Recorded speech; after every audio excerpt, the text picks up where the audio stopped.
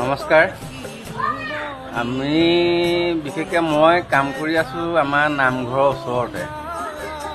মোৰ কাৰণে সুবিধা হৈছে ভাদ মাহ আইসকলৰ লগত চাহ মিঠৈ প্ৰসাদ পায়স এইকেইদিন আৰু মই একদম দপি আছোঁ আৰু এফালৰ পৰা।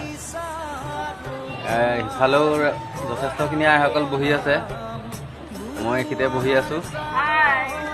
এইকেইদিন মোৰ কাৰণে ভাল হৈছে আৰু। এয়া বাইদেউ বহি আছে, খুৰী এইফালে আমাৰ বৌ বহি আছে। বৌ ধাইত বহি অকণমান কঁকাল বিষালে কাটিকে চকীতে বহিছে অকণমান।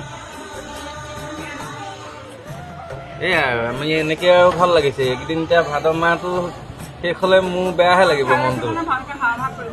অঁ